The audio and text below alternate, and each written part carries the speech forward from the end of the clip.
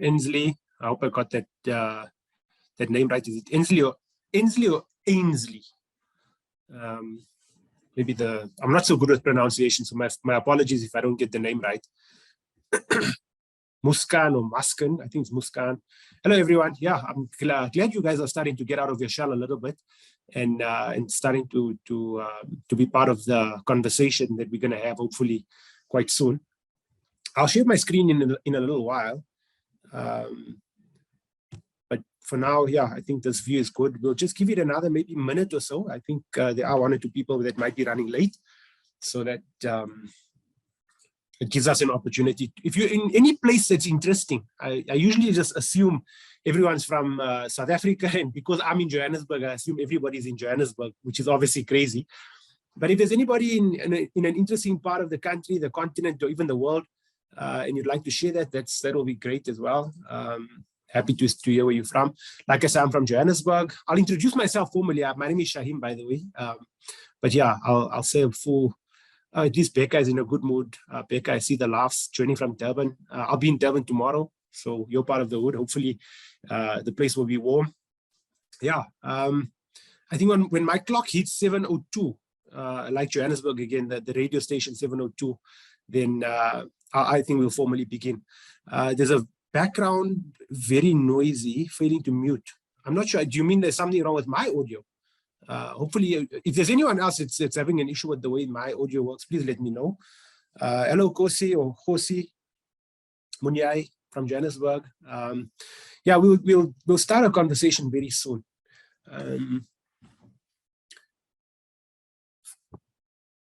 Yeah, maybe let's actually start. I've gone 7:02. We've hit the 30 participant mark. So well done to all of you for making the time this evening. Thank you very much. Like I said, my name is Shahiem Patel.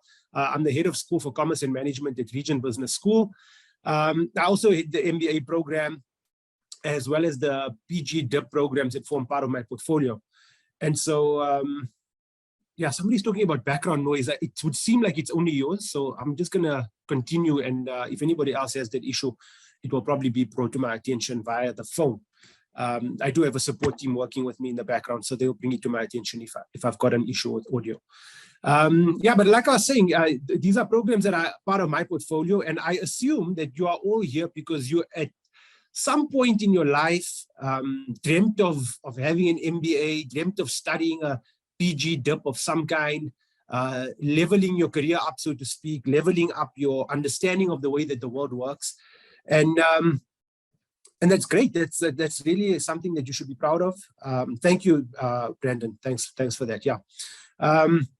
So I'm glad that there's so many people out there in South Africa and in Africa that takes their education seriously, that takes their future seriously, because the only way that we can really make a difference in the world is through education. I'm convinced of that. There are so many famous people who've come before me who've spoken about the value of education. And that's not really my intention today. My intention is not to try and tell you how important education is. The mere fact that you are here tells me that you already know that. So then today is just about understanding how do we go from where we are to where we need to be in order to effect change in the world. I think that for me is probably the most noble of outcomes that one could pursue in terms of your education. So like I said, I'm going to share my screen in a while. So you'll bear with me as I get it into presentation mode, which might take a second. So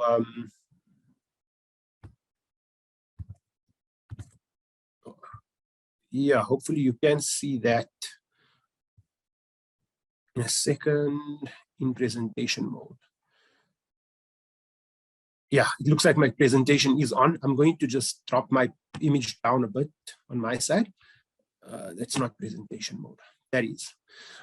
Like I said, yeah, so, I mean, I put the date down, 7th of August, which is today. I don't know why I did that, but nonetheless, my name is Shahiem Patel, head of School of Commerce and Management, and I also run the MBA program as well as PGD programs at Region Business School. I'm going to make a few assumptions before I even start. I've got a small agenda that I've prepared, but before I get into that, I'm going to make a few assumptions about that. I'm going to make the assumption that you already have a good inclination about what postgraduate study is about. I'm not sure what level of education you are at. So like I said, I'm making a few assumptions. If there are any terminology or word usage or jargon that you might come across that you're not comfortable with, please don't feel afraid to use the chat to to just let that be known. There's no wrong answers, there's no wrong questions, there's no silly questions. So let this be a conversation rather than a lecture. I lecture a lot. So if anybody feels I'm lecturing at any point, then I need you to call me to order, right? This is a conversation. It's about me sharing and learning from you as well. So like I said, I've got a small agenda in terms of welcome and introduction. That's what we're doing now. I'll pop, by the way, back into the chat every so often just to make sure I'm not missing anything. Yeah, in terms of our agenda, we're doing a bit of a welcome and introduction. We'll talk about Region Business School and the education system that we're trying to develop. We'll talk about the business environment. Technology disruption is huge. We'll do a bit of practical application of just how technology is changing business, and then an open discussion. And let's be fluid, ladies and gentlemen. Let's be fluid in this agenda. In fact, you'll probably find me mixing up the agenda anyway, and doing a bit of disruption of my own. But if you need to make a point at any stage during the presentation, go for it. Just don't wait for the actual open discussion towards the end. But if the open discussion doesn't happen using audio and it's just on the chat, that's also fine. We can do it via text as well. And then we'll draw the session to a closure. So before I go any further, I think that it's important for us to acknowledge and to understand, just where we are in terms of the world that we live in. We kind of feel like COVID-19 is a thing of the past. We're starting to forget some of the hard lessons that we learned during that horrible time in our humanities history. During that time, we connected with people that mattered. We disconnected with things and with people that didn't matter. We came to a point of existence and survival. And through that process of existing and surviving, we found ourselves and each other. But as we are now sort of 2, 3, 4 years down the line, depending on which timeline you look at, you just can't help but feel like, everything's changed, but nothing has changed. Some people are living back in 2018, almost as if 2019 to 2023 didn't happen. And in many ways, you could look at this period that we're in right now as living in the long shadows of COVID-19 or living in the long shadows of the pandemic. It hasn't fully left us. There's still people getting sick. There's still people who have not recovered since the heart of the pandemic. And so our mere existence as people has been challenged and has changed. And yet, because we are human beings, we kind of gravitate towards what felt normal prior to COVID-19. You have people going back to the office on a full-time basis. You still have people working in a hybrid environment. You still have people working fully from home. And it adds to a lot of complexity. The world we live in, and you'll see that in the slide to come, it's a very complex world that we live in. And that's the context of us wanting to improve ourselves as people through our education. We wanted to level up in terms of what we study. It's important to understand context because context matters. It's very difficult to improve oneself on any front, whether it be professionally, education, or any other which way you choose to look at it. It's very difficult to improve on something when you haven't understood the context. So that's one part of the context. COVID-19 and the long shadows of COVID-19 is merely just but one angle to look at our context from. And there are several others that we could look at it from. We could look at it from politically, socially, economically, and you could look at it in any which way that we tend to divide ourselves as human beings. And how do we unite ourselves as human beings? In every which way we look at it, it's a complex environment. So that's really one of the points of departure for our discussion today. If I go to the next slide, on the flip side of the same complex discussion is a deep sense of uncertainty. We're living in uncertain times. We're not sure whether or not the Russia and Ukraine war is going to escalate or de-escalate. We're not sure whether or not our taxi strike in Cape Town or in other parts of the country or other parts of the continent, for those of you who are not in South Africa, may extend or it may end as planned on Thursday next week, or this week rather. We're not sure whether or not the price of petrol will go up or down, but we do know it will change. I think that's one certainty that we know it will happen. We do know that somewhere along the line, whether the Russia-Ukraine war continues or stops, there'll be another war. We can be almost certain of that. We can be certain of the fact that there'll be an oil price change, which means a petrol price change, which means a rand-dollar fluctuation. Again, we're not certain whether or not it's going to go up or down, but we are certain that it will most likely happen. And then that makes you feel like you're in a place of strangeness. You almost feel like you're walking into a door, like the picture suggests, where you're walking into the light. People always say, step into the light. It's a very enlightening and spiritually uplifting kind of statement to make, but you've got no idea what happens there. And it's a strange feeling to walk into something that you have no knowledge about. And then all of a sudden, you need to give off the impression that you are familiar. You need to give off the impression that you are comfortable and that you can make decisions in this foreign environment that you are in. And then we give that term for that activity or that set of activities, we give the term leadership. You must demonstrate powerful leadership. You should demonstrate strong leadership, but it's very hard. It's very, very hard. And it's an honest conversation that we should be having. Like I said, this is a conversation, not a lecture. But if we're honest enough to share these kind of insights, then I think we're starting to set some kind of a platform for us to have honest conversations about how do we deal with it. And the way we as Region Business School tend to deal with it is through our education programs, like the MBA and like our PGD program. So does it all mean something in relation to why we're here tonight? These sort of abstract conversations that we're trying to initiate is not something devoid of study. It's not something devoid of the economy or of leadership or of management, which is the areas that we try to focus on as a business school. What we also try and focus on then is the imagination. Because we're walking into the uncertain and we're walking into the unknown, and we have to be strange and yet at the same time be familiar with our surroundings, we encourage people to demonstrate your powers of imagination.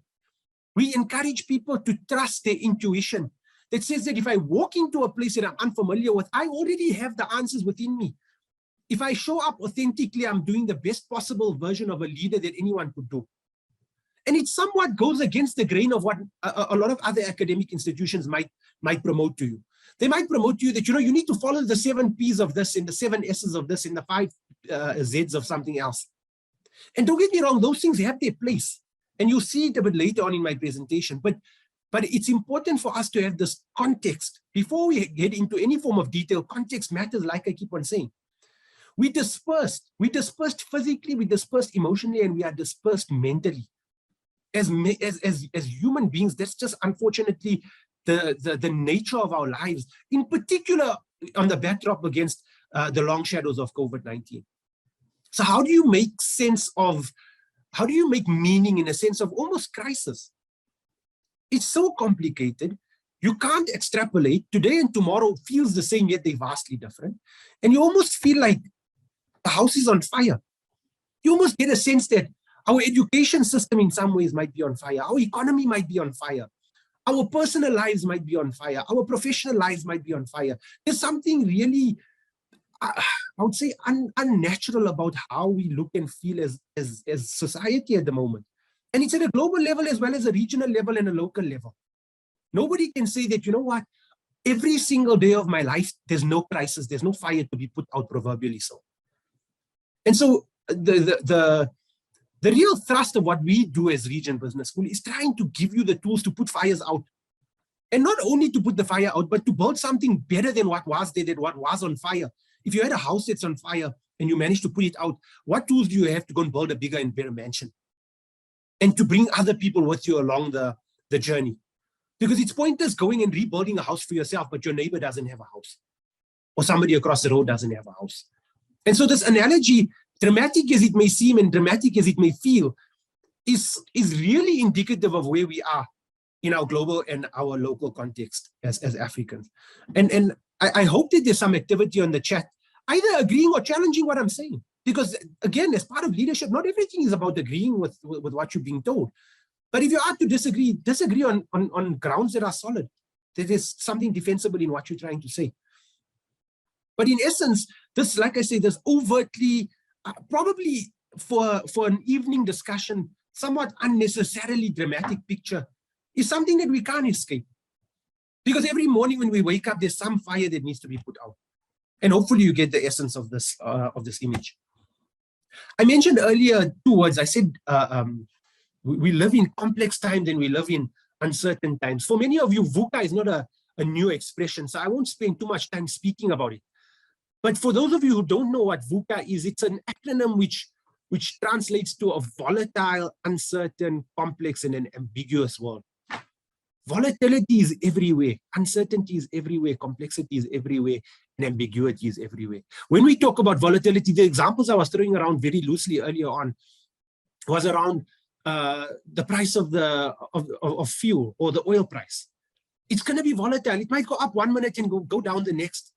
And there might be a serious dip which causes panic amongst other industries. And all of a sudden, the next day, it's as if yesterday didn't happen. And you and I need to live in this world and make decisions about it as leaders in commerce and in management roles and in leadership roles.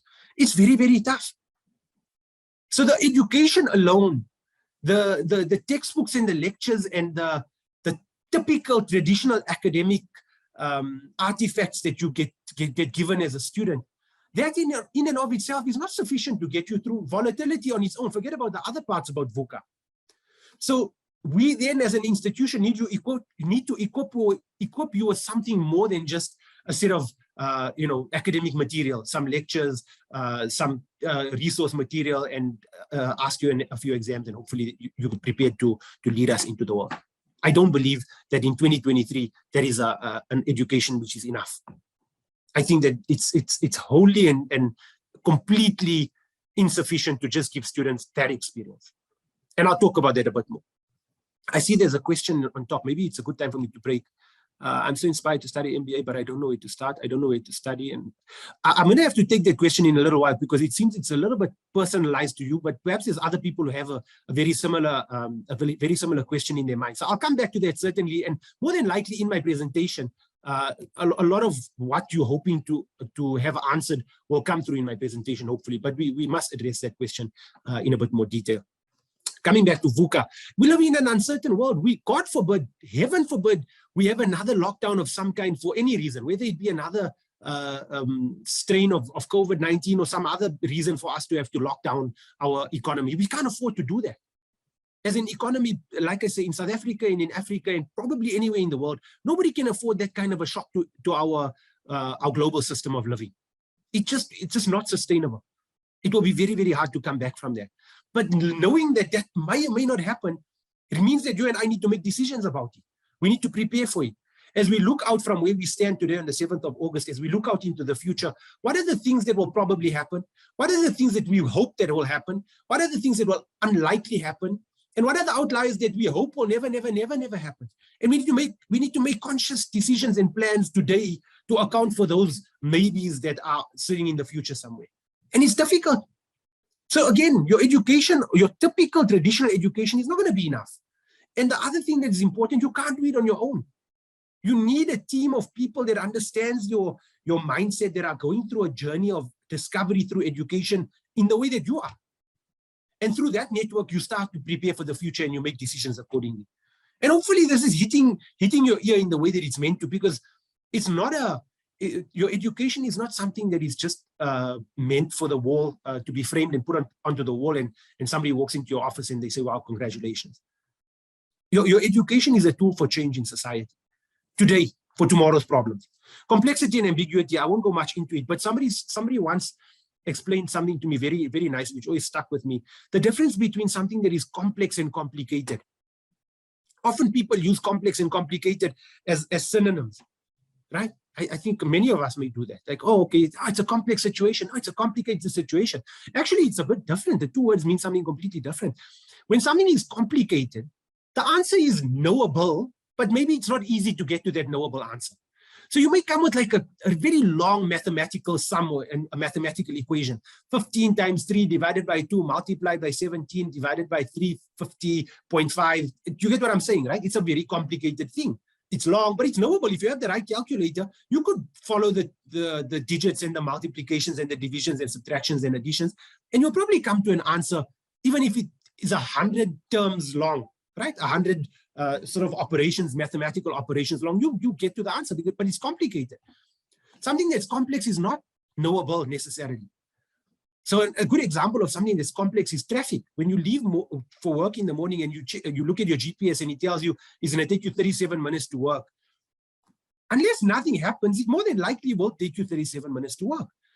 But if there's a collision 500 meters after you left home and the road closes up, it's going to take you a lot longer than 37 minutes. And that makes life complex now. And it may be complex and complicated.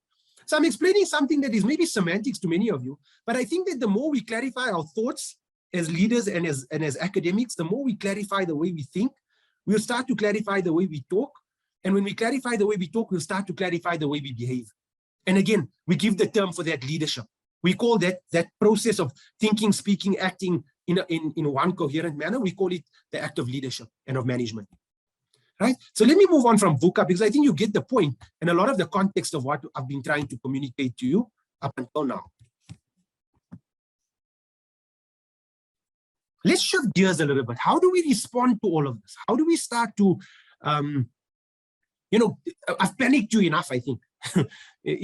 Not that that was the intention, but it was, again, setting the tone for where we are and what our challenges are. So how do we start to look at technology as a tool to respond to these challenges or to capitalize on the opportunities that come about from a VUCA world?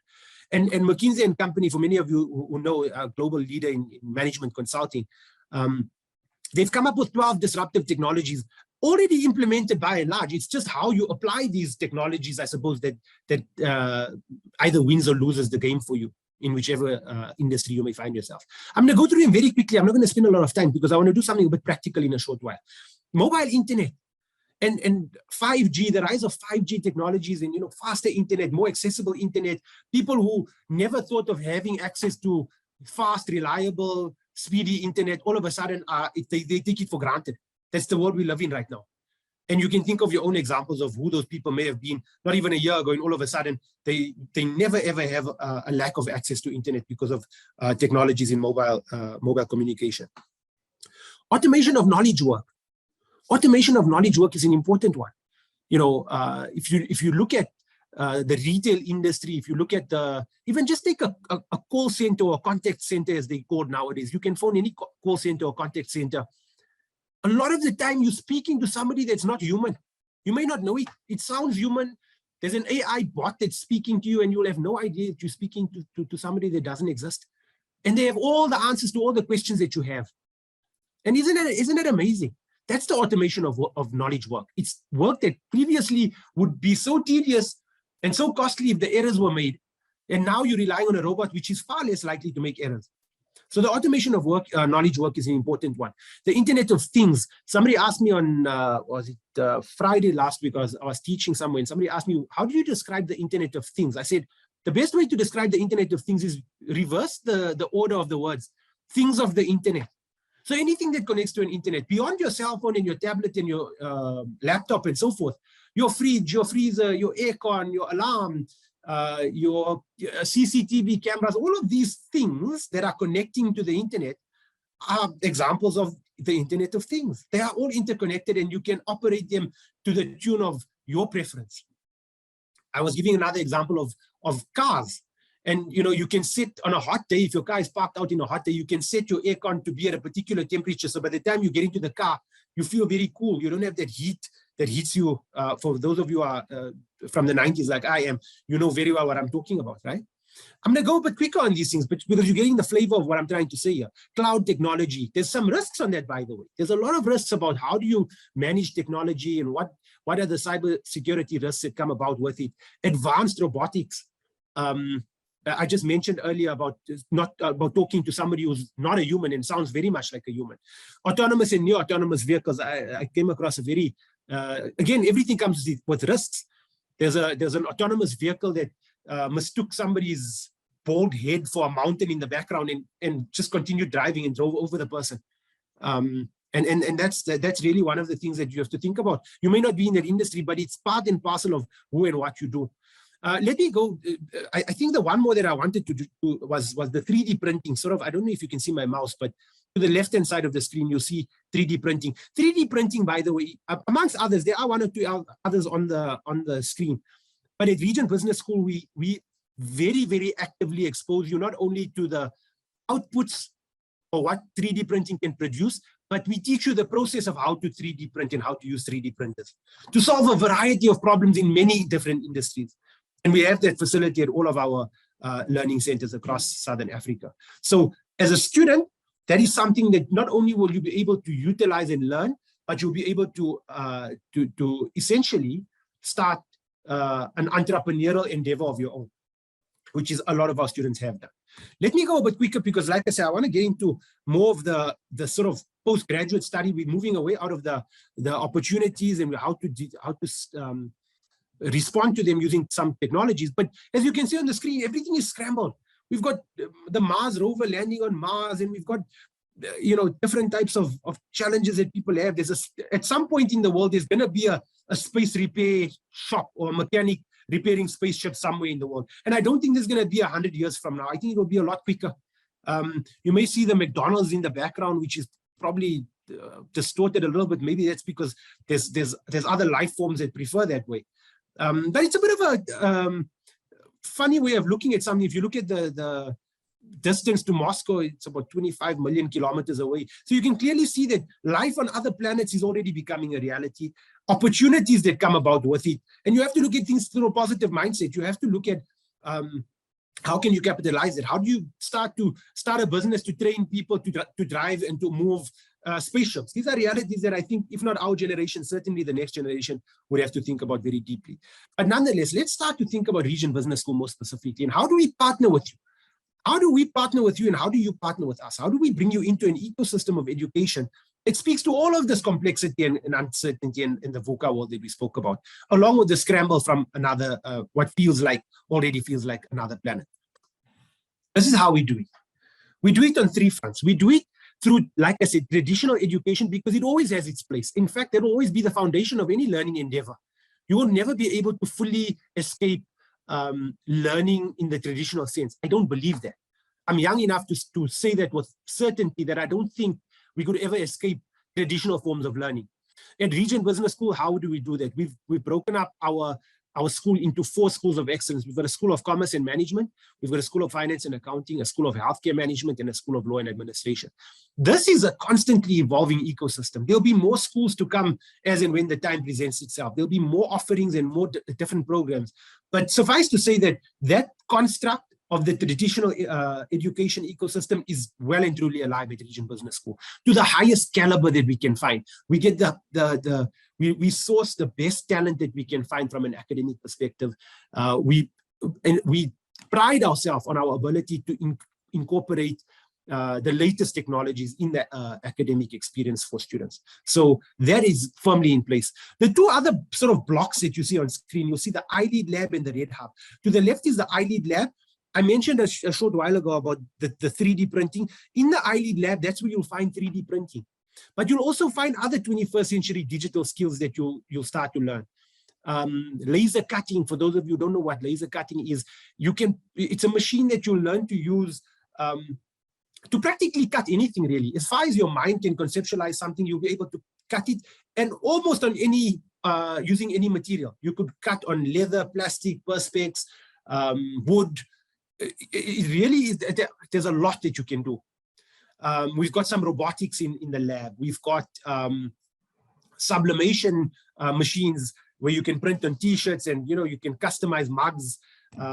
Whatever really is the contemporary machinery that's out there from a 21st century skills perspective, that's what you can expect to find in the lab. Now you may question, why as a business school, and why as an MBA candidate or a postgraduate diploma candidate, why would I need to learn those skills? It's because of everything we've spoken about in the context. The VUCA world and the life on another planet, you need to have hard skills that are different to the typical sort of business leader. You need to have hard skills about it, and also the soft skills that comes with it. In the process of designing something, you learn something new. There's different neural pathways active in your brain during that period, which will allow you to think differently relative to somebody else. The communication skills of taking an idea that's in your head, sharing it with somebody, building it, and producing it that becomes tangible. That's something that you won't find elsewhere. So the lab is meant to sort of complement, like I say, the traditional academic experience, the textbooks and webinar kind of education experience. That, however, does not complete the ecosystem. The ecosystem completes itself in the Red Hub. The Red Hub stands for the Region Enterprise Development Hub. So let me try and phrase this to you somewhat differently. On the one hand, you're getting an education that is traditional, which is great, and we're saying it has its place, and that's there. And we offer it to you to the best possible standard available in the market. Okay, right. Then we've given you practical skills on how to make use of those so-called theoretical lessons that you've learned in the classroom. You can now practically go and use your hands, make mistakes, do things over and over, fail until you start to actually succeed at creating something tangible. But as you all know, I'm sure by now, our economy is only able to produce so many jobs in the market. And the number of graduates coming out of institutions of higher education like Regent Business School far exceeds the number of jobs that are available in the market. And that shouldn't put you off the education piece. All that's telling you is that you should possibly start looking at yourself not as a job taker, but more as a job maker. And that's what the Red Hub is about, the Regent Enterprise Development Hub. It trains you to become entrepreneurial. It trains you to become, to monetize ideas that you've possibly learned in the lab or elsewhere, that you may have learned in the classroom, taking those ideas, again, getting things wrong, iterating, using the right training that we offer in the Red Hub, so that you don't become hamstrung by the fact that the economy can only provide so many jobs per year. You now say, well, okay, you know what, I'm going to expand the number of jobs available to others in the world. And that's what this entire ecosystem looks like. So it's aimed at being agile. It's aimed at being future focused. It's aimed at being aligned with what industry needs at the time. And how are we sure about that? We're sure about that because we're teaching you how to become industry. We're not just teaching you how to integrate into industry. We're also teaching you how to become industry and how to create new industries that never existed in the past. That's why we're so confident in saying that our offering is industry aligned. It's adaptive. It can change because you're driving the ship. You don't drive the ship, you're driving the bus. Maybe it's a better example. You as a student have the power to say that today when I walk into the ID lab, I'm going to be using the 3D printer to do something. And the next day you say, you know, that didn't work. I'm going to use something in robotics and I'm going to do a different thing. That's why it's adaptive. And you can take those same examples every day into the Red Hub and try and monetize it through an entrepreneurial endeavor of your own, given that. And the ultimate probably outcome of this particular ecosystem at Regent Business School is that it's growth-minded. It's your growth that you take ownership of. It's not somebody else that has to take ownership of your growth, but it's you empowered to do so. And that's not the case necessarily at many education institutions, unfortunately. But at Regent Business School, we really and truly encourage you to do so. And again, I'll come and check the chat in a while, but hopefully I'm just going to carry on because like I said, I do want to do a very small, but hopefully a meaningful, interactive or practical demonstration to you, just to show you exactly how some of these things actually work. So digital transformation, maybe it's a good idea for us if my team who's supporting me can just maybe put a short poll that I've prepared on screen and make it available to participants online. Just 3 or 4 very short questions that we've prepared for you. And if you can, just ever so quickly, talk to me about whether or not you've heard of Chachi PD, how often you use it, and let's just see what the sort of, I just want to gain this. If you don't know what Chachi PD is, it's fine. I know a lot of people don't. I make the assumption that a lot of people do, but it seems like this class has quite a few, right? I'll leave it on there for a minute. It will give me a chance to catch my breath because I've been running at 1,000,000 miles an hour. Like I say, if you don't, it's fine. It really is fine. Hopefully we'll blow your mind a bit later on.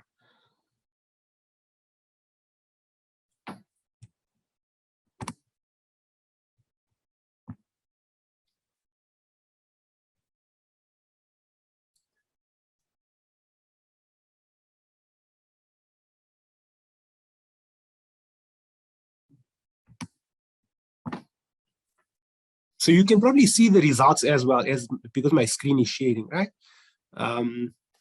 It's quite interesting to me as well at this stage.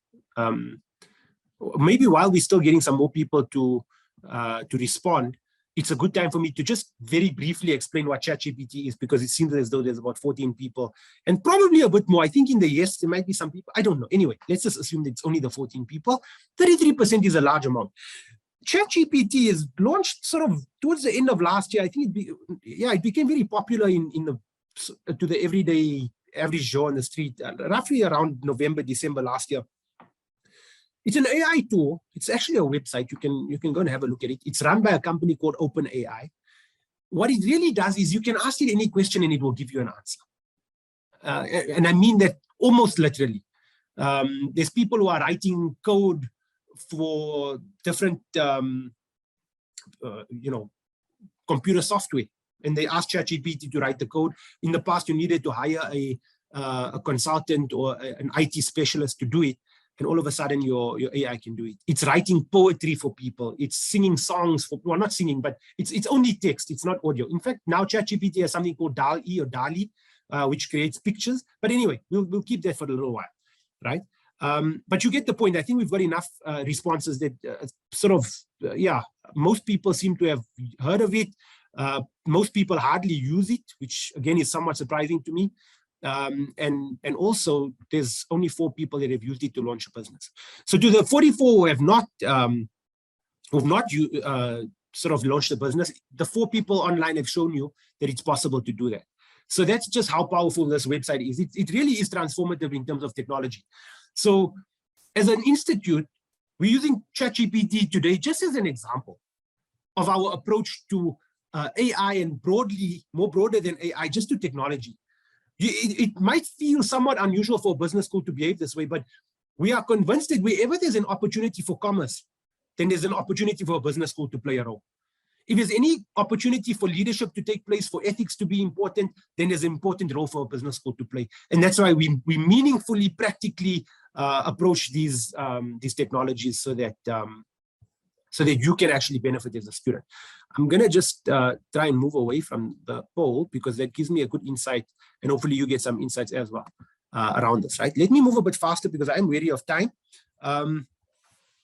I do see there's another question online, so I'll have to come to that. Very quickly, our ecosystem that I mentioned earlier, we use technology very strongly at Regent. Employability, like I said, 21st century skills. How do we make you more employable? And if you are going to be employed by someone else, then that's the important part. Your employability needs to increase. But if you are going to go the route of entrepreneurship, how do you create platforms for others to become employable? New academic learning models, we're constantly reviewing and relearning what it means to teach, what's the best model and what's the best mix of skills that we need to have as academics to share with you. We're very, very keen on the student journey and the student experience.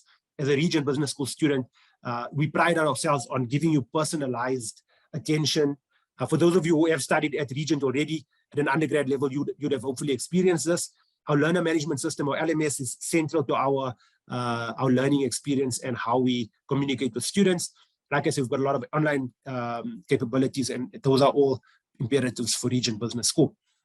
This is a summary of everything I've been speaking about in terms of the typical traditional education, the Red Hub and the iLead Lab. It just gives you a bit more information about what each of those sort of bubbles, the blue bubble, the orange bubble, and the green bubble, it just expands on it a little bit more. So in the typical academic project, which is the blue, we have a focus of employer-focused curricula, meaning, like I say, we try and speak to the need of employers.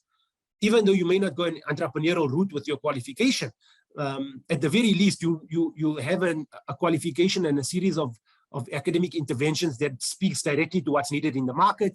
Our academic innovation, as you saw at Chachi PD, or as you'll see in a short while, that's constant. We don't ever feel like we've reached our journey, our destination. We look at it as a journey. We've got qualifications from NQF level 5 to 10, which is the doctorate level. So even beyond your MBA, you can study with us. And there's a flexible blending model that works for working adults, which most of you are. In the Red Hub, like I mentioned, you can collaborate, you will find funding for businesses, co-working spaces. We'll train you on how to innovate in business. We'll try and look to partner with institutions that incubate businesses, and we'll have industry talks that are aimed at not only inspiring you, but giving you the tools you need to build your business and go forward. And then lastly, in the lab, there's a focus. We've got focus areas of different types of technologies. Our skills-based learning approach to in-demand skills, work readiness. And it's about the experience of learning. You have fun when you learn when you have fun. You learn when you have fun. We focus a lot on the 4IR approach, fourth industrial revolution. Some people are already talking of the fifth and sixth industrial revolution. And so we want to be part of that journey.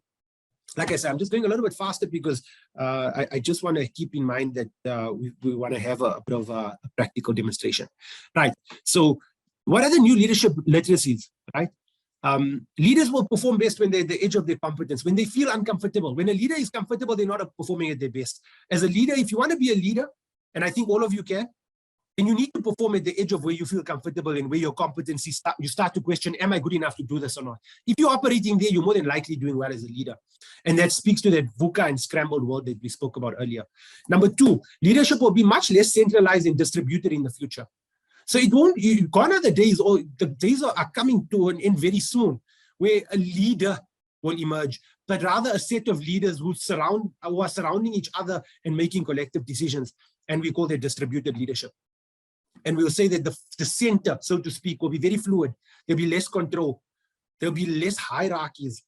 And if you're rigid and you're not able to respond to change or embrace change or initiate change, you'll be punished. The world will punish you. It's not the region that will punish you. It's just the unfortunate nature of the world for those people who don't like change. So it's not only about embracing change, but it's about influencing change. Number three, practice foresight. Please make sure that you're looking ahead of time. Insights and action will be valued, because it will help you to understand what the vision is. It will help you to set the goals and to set the objectives so that people can succeed in their KPIs. But also, it allows you to have a flexible path to achieving those goals and inspire hope and provide clarity to those in your charge or in your care. The last new leadership literacy competency that we talk about, always be positive. Always, despite how VUCA the world might be and how scrambled it might be and how many different planets are being inhabited. By the way, Mars is the only one that we can inhabit plausibly one day. If Elon Musk has his way, all the other planets are uninhabitable science will tell you that. Don't listen to me. But you get the point. Speak with confidence. Believe in yourself, and people will believe in you. Understand that you'll have peaks and drops, peaks and troughs rather, or valleys in your day, in your life, in your week, in the way that you deal with people. It's part and parcel of the journey of being a leader. But when you are under pressure in those times, just be resilient. Keep coming back and never stop coming back. And you'll see that people will start to follow you. You won't have to inspire anyone. You'll just be the inspiration people are looking for. And I think that's what's most important for me insofar as leadership literacies are concerned. You now start to see a whole different set of leadership literacies with previously ring-fenced to techies, so to speak, or technical people, or IT people. You know, you hear people talk about Python and machine learning and 3D modeling and programming and software development and algorithms and deep learning and big data. I always ask students, oh, well, you know, are you using big data at work? And they say, yes. And I ask them one or two simple questions, and it proves that they're not even using small data. So we need to start understanding that speaking the right language in today's world, and primarily it's in a technology-focused set of language, I wouldn't say jargon, but language lingo, so to speak. That's what a leader needs to be able to talk to, because then you start to operate under a sense of intuition, and you're making sense of things that seem outwardly chaotic, and you're making sense on behalf of others who don't take the time to make sense of chaotic looking things. And then you start to provoke rather than predict. You start to poke at the future rather than predict what's going to happen at the future. And you start to recognize patterns, and you realize that the more I poke on this, that's the outcome somewhere else. And the less I poke there, that's the outcome somewhere else.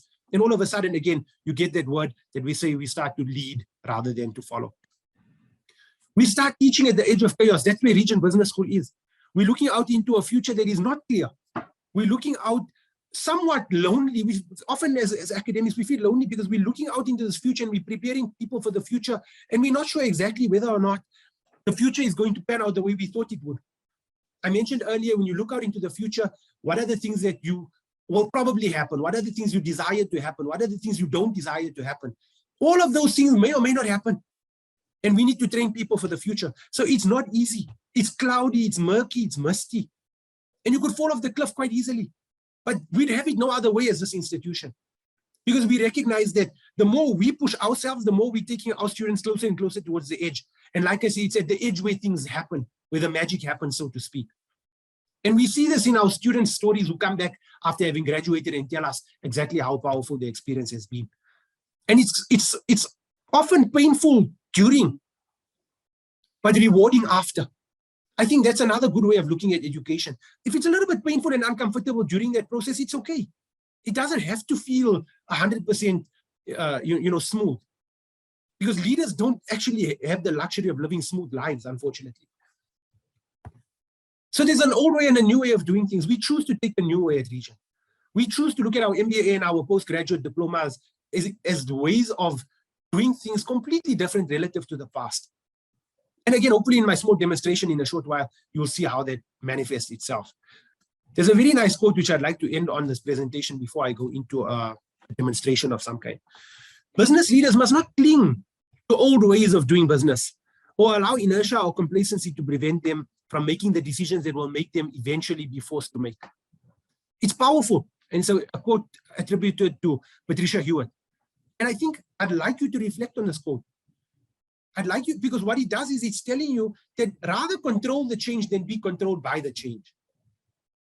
And as you make a decision as to where you study, what you study, who you partner with, let this be something that helps you to make a decision that is sound and based on a future-focused mindset.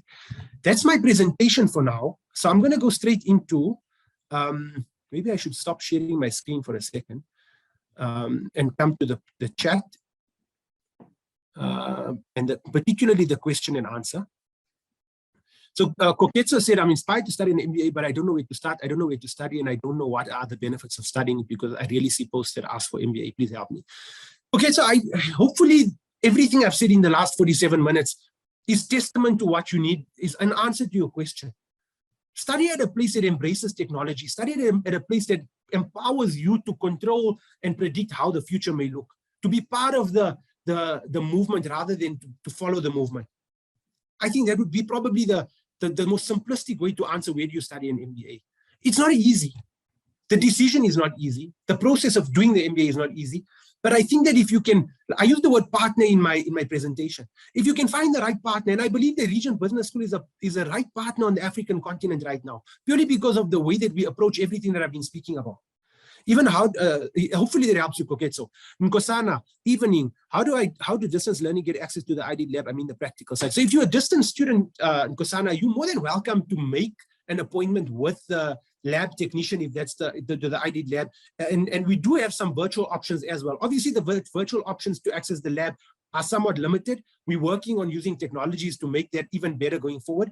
But right now, there are some limited virtual options to access the key parts of the lab. But the lab is open to you as and when you have the opportunity to make yourself, to avail yourself physically at one of our institutions, right? 3 questions from Murusi. What's the difference between an MBA and a DBA? MBA is a master's level, NQF level 9. Just DBA is an NQF level 10. The big difference at an MBA level and a DBA level, at a doctorate level, you are adding new knowledge to the world. You as a student or as a candidate would have to have changed something. You would have had to take something that the world didn't know before about the particular environment or a particular context and added something to it. So if the world knew 100 things about change management at the beginning of your DBA, at the end of your DBA, they must know 101 things, essentially.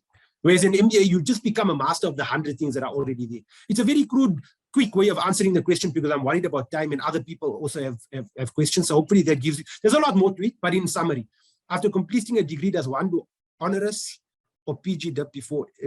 I think you don't mean honours, you mean honours. Yes, the answer is yes.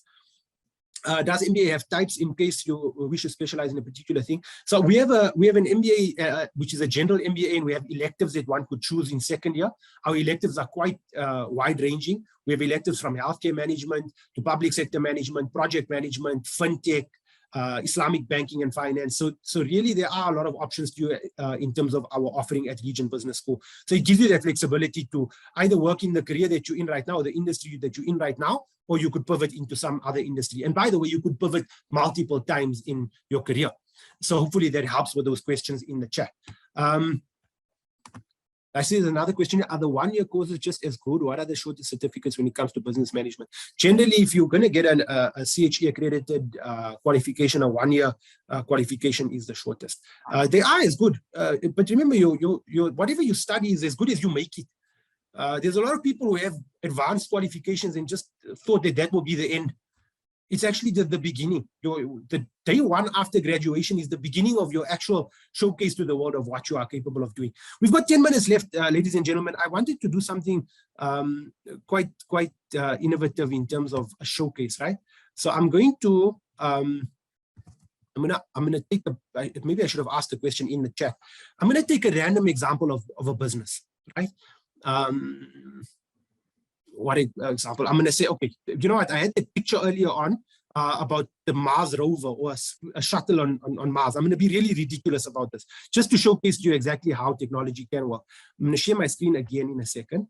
And I'm going to use Chachi PD. Again, if you use Chachi PD and you've used it before, this may look like a bit of a waste, but I assure you it's not, because of what's to come. So I'm going to say, please give, oops, it's not typing. This is Chachi PD, by the way, for those of you who haven't used it before.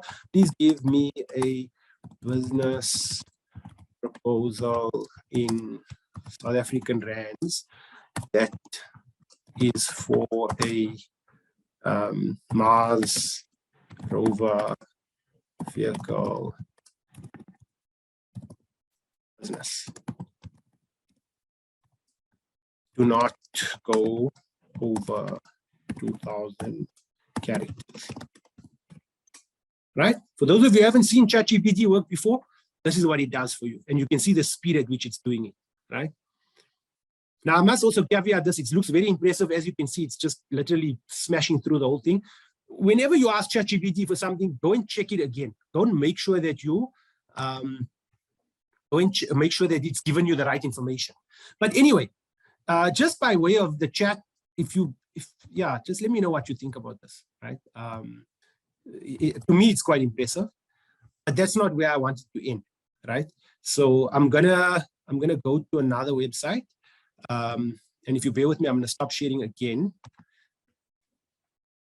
I'm gonna go to. Sorry, my machine just seems to have frozen. Are you still able to see me? If you are, just give me a shout, please, somebody.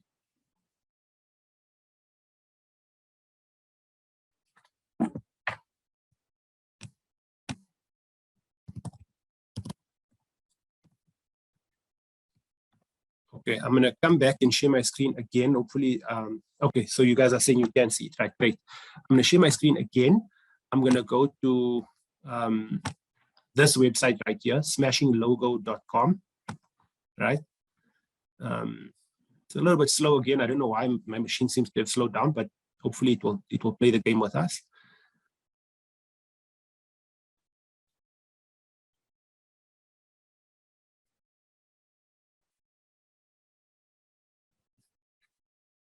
Sorry, when you want technology to work for you, it always gives you a bit of a delayed response, but let's hope that it works so that we can complete. Yeah, there we go, right?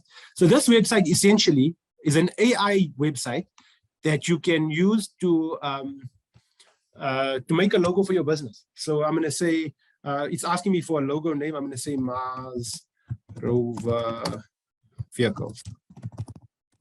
It's a bit of a boring name, but it's just for demo purposes. You could pick whatever you want, right? It's asking you for a slogan as an option. I don't really want to give it a slogan. Again, it's a bit slow. Let's just give it a second. Hopefully we'll finish on time by 8 o'clock. And if there's any questions that we want to add to this as I'm going along, please use the chat or the Q&A. In fact, let's go back there now. Does Regent offer an MBA in digital transformation? No, we don't. We offer a general MBA with a digital focus throughout every one of our modules. So it's not a specialization. It's just every module that you do has some kind of a digital focus, either practically or theoretically. It's the introduction for undergraduates. Everything that we offer, it's not intended directly at undergraduates, but there's nothing stopping an undergraduate from using any of the facilities that I mentioned. It's not unique to MBA or postgraduate. Informative session. I look forward to starting my MBA at Regent. What is the current mode of study for examinations? They are online. They are online. Tsakani.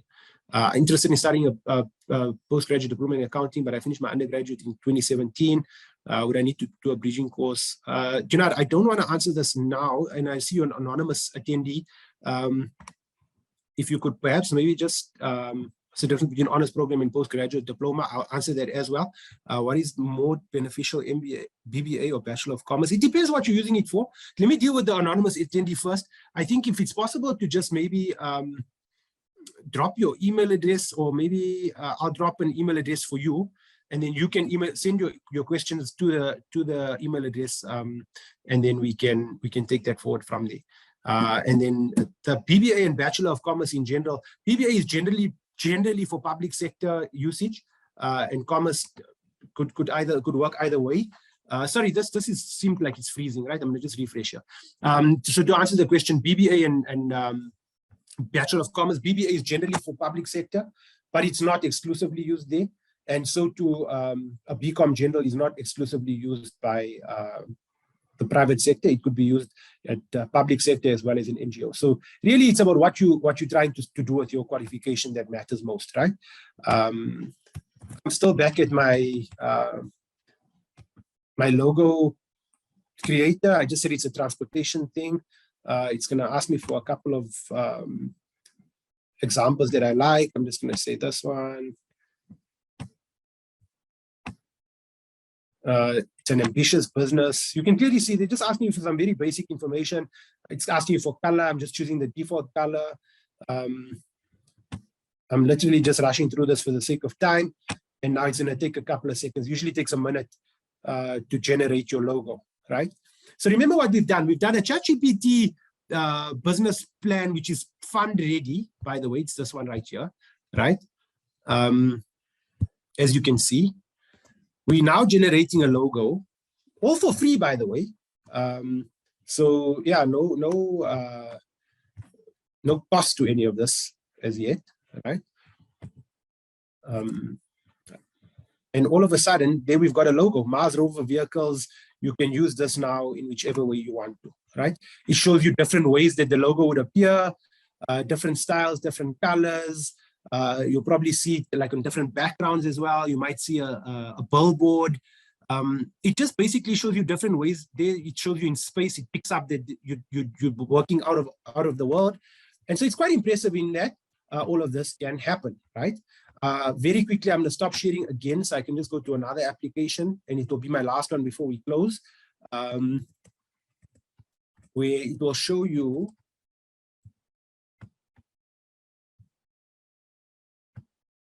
Okay, I'm going to share my screen once more.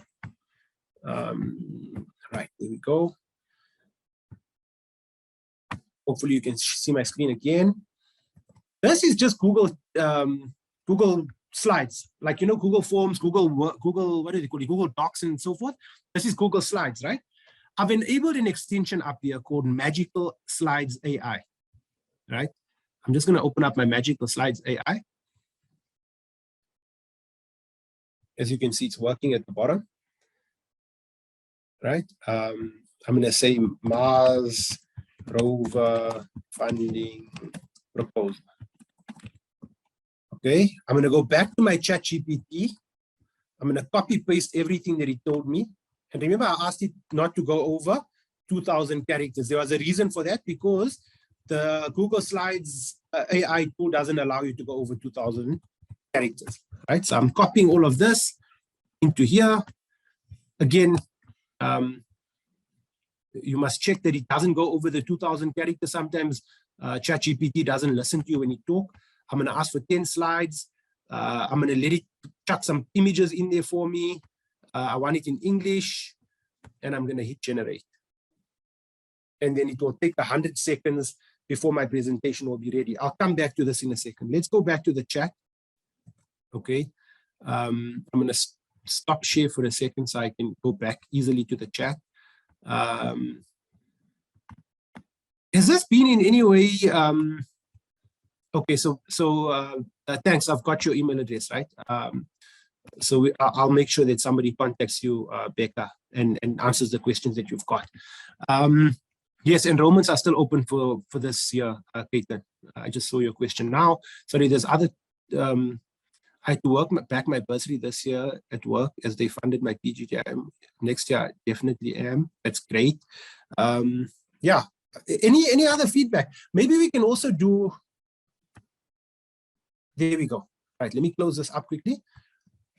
This is the PowerPoint slides presentation for a funding proposal to launch a business. And how long did it take us? All of 7 minutes, right? we went from the idea of launching a business on Mars. There's the introduction. You've got your spaceman or your astronaut there. This is a funding presentation using AI completely. There's your Martian. I don't think that's actually a Martian, but he's talking about the market opportunity, key advantages of this business. It talks about revenue generation. How will you can obviously edit all of this, but it gives you everything you need.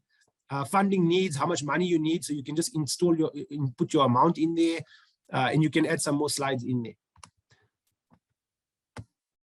That really is the power of AI. You can then choose to download this into Microsoft PowerPoint if you choose. If you don't like this actual tool, which Google is for some people and is not for others, and you've used AI to launch a business in 10 minutes. That's what we offer at Region Business School. When we say we tech focused, that's what we mean. That's really the long and the short of it. We're not paying lip service to wanting to embrace technology. Sorry, I'm battling to maybe if I stop this, and let's launch one more poll in terms of just feedback around what you've seen on the practical demonstration. Let's just launch a poll there and see how it works, right? Okay, so I'm battling to see my screen well, but there's something about financial planning. Should I go?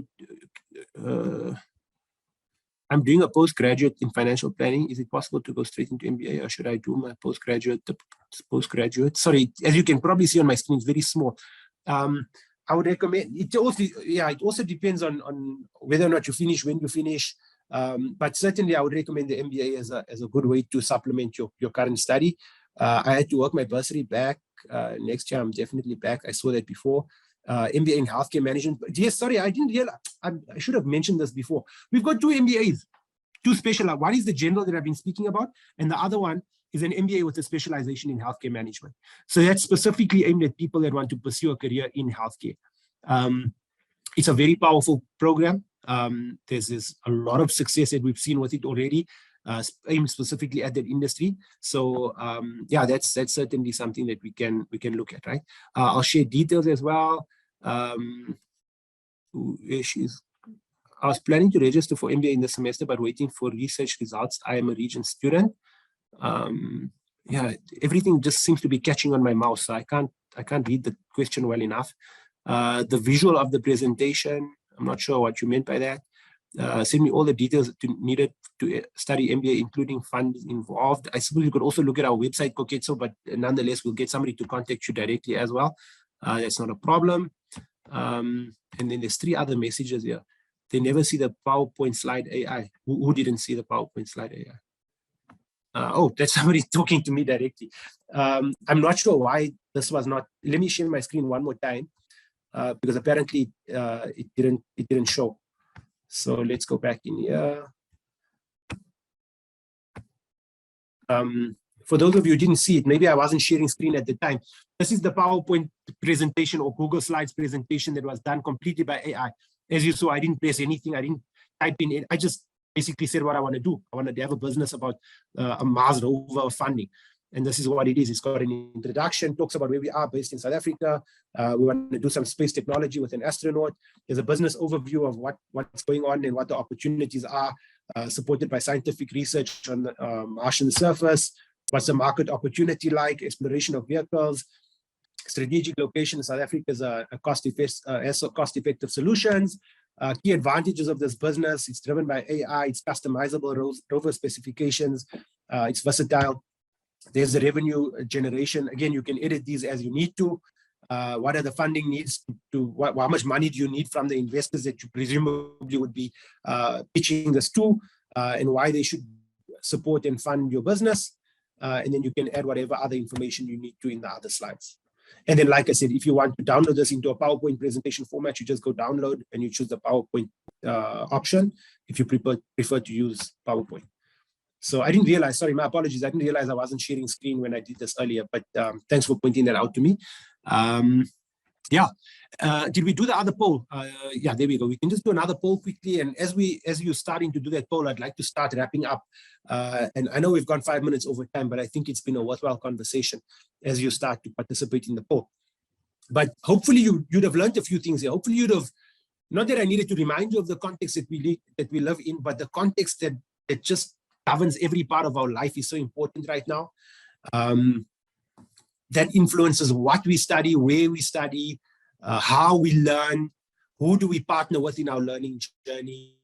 We then position Regent Business School as the partner that will see you into the future, that will guide you and provide you with the tools that you need to be a leader, not only today, but tomorrow and beyond.